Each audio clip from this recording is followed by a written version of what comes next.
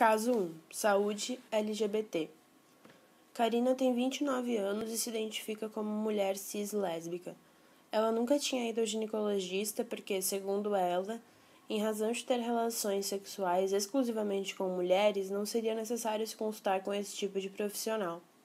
Mas uma amiga resolveu pressioná-la a se prevenir contra o câncer de colo de útero. Convencida, Karina resolveu marcar sua primeira consulta, sendo indicada a realizar o exame de Papa Nicolau, um exame que garante a prevenção do câncer de colo de útero, de bactérias, DSTs e outras doenças. Logo que entrou no consultório, a médica analisou com um olhar de medo, o que fez Karina se sentir intimidada. A médica, Fabiana, realizou perguntas ditas de rotina como a idade, data da última relação sexual, período da última menstruação e, logo após, quais eram os métodos contraceptivos que a paciente usava.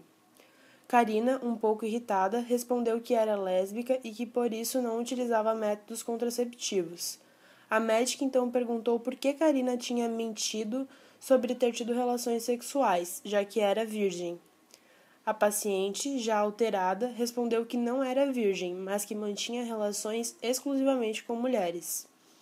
Fabiana, não querendo prolongar a discussão, pediu que Karina tirasse a roupa no banheiro e colocasse o avental para fazer o procedimento. Quando voltou, Karina perguntou se a médica não ia fechar a porta do consultório, que estava aberta desde o começo da consulta para realizar o exame, já que havia visto todas as outras pacientes sendo atendidas de porta fechada. Fabiana respondeu que não ia se arriscar a atender de porta fechada uma paciente que opta por se vestir como um homem.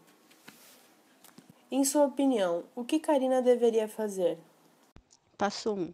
Se Karina foi atendida pelo SUS, ela deve primeiramente procurar a ouvidoria da Secretaria de Saúde e fazer uma reclamação formal sobre o atendimento.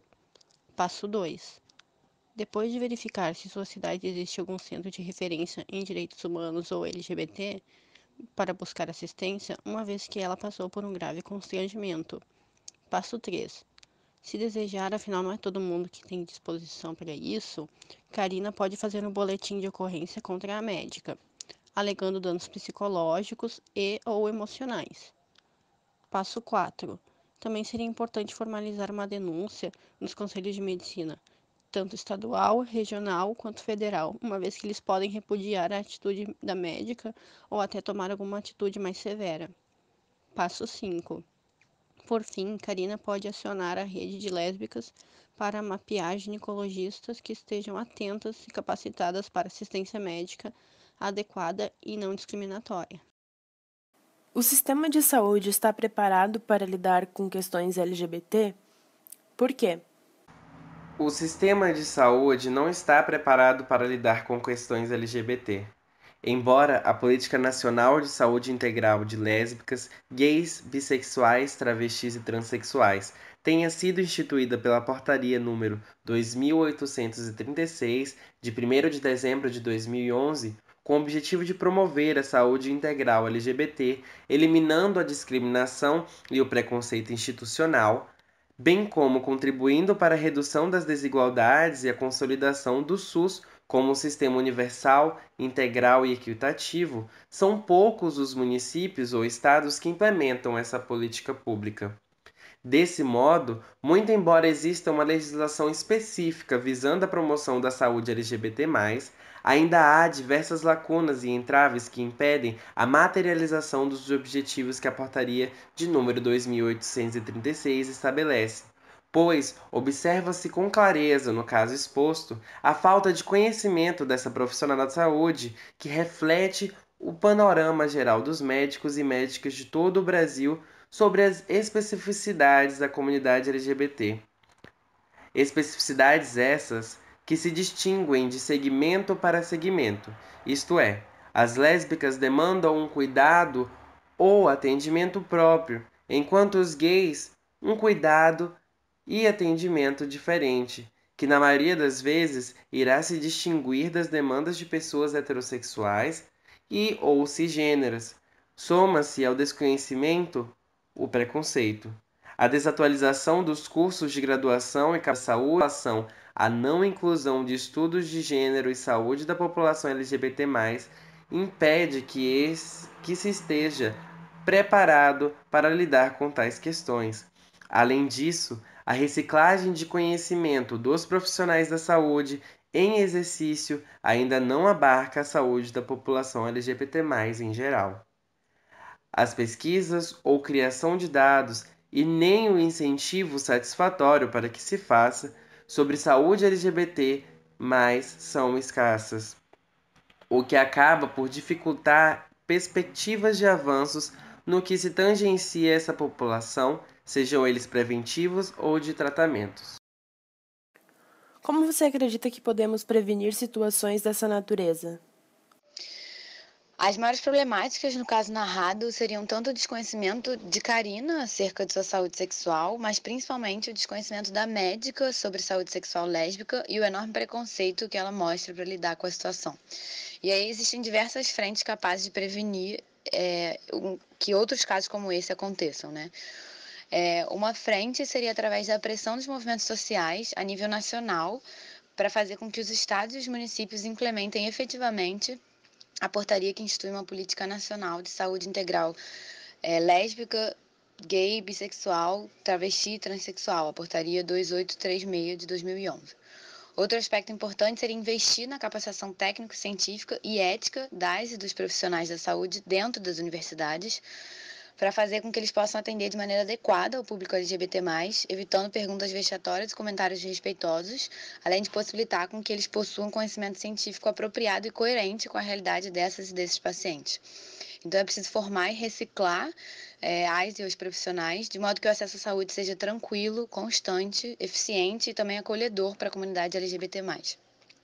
A gente não pode esquecer da importância de falar sobre saúde sexual nas escolas e incentivar que isso seja feito em casa também. E para isso é essencial que essa questão seja trabalhada com a família das crianças e que esse assunto seja desmistificado, saindo de uma esfera patológica e saindo desse padrão heteronormativo de sexualidade e gênero, possibilitando que sejam abordados diversos tipos de relações sexuais existentes e identidades de gênero. É preciso também incentivar o desenvolvimento de produtos específicos para o sexo lésbico, como itens de prevenção, porque hoje eles são praticamente inexistentes. As alternativas que a gente tem hoje, por serem todas adaptações de métodos preventivos pensados somente para os tipos de sexo desse padrão heteronormativo, que não o lésbico, constrangem e desestimulam o seu uso e a sua difusão. E por último, se faz urgente incentivar que a própria população LGBT+, conheça seu corpo e sua saúde, sobretudo as lésbicas, porque muito por conta do falocentrismo que existe hoje na nossa sociedade, há o mito de que duas mulheres, quando se relacionam, estão livres de qualquer risco que o ato sexual desprotegido pode trazer. Quais são as suas conclusões e observações acerca deste caso? Karina, assim como diversas mulheres lésbicas diariamente, foi vítima da ignorância da formação médica de uma pessoa que não tem em sua grade curricular do curso, ou mesmo durante a residência, um estudo acerca dos cuidados e individualidade que pessoas LGBTs precisam no momento do atendimento médico. As pessoas LGBTs, elas usam seus corpos de uma maneira diferenciada da estabelecida pelos padrões heteronormativos com os quais a educação médica forma suas e seus alunos e alunas.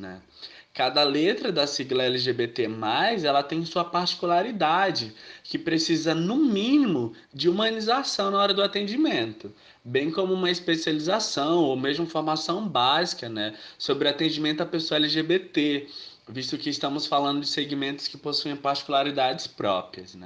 Chama-se a atenção também, para o fato de Karina nunca ter ido a um ginecologista, por acreditar que, em razão de ter relações sexuais exclusivamente com mulheres, não seria necessário consultar-se com esse tipo de profissional.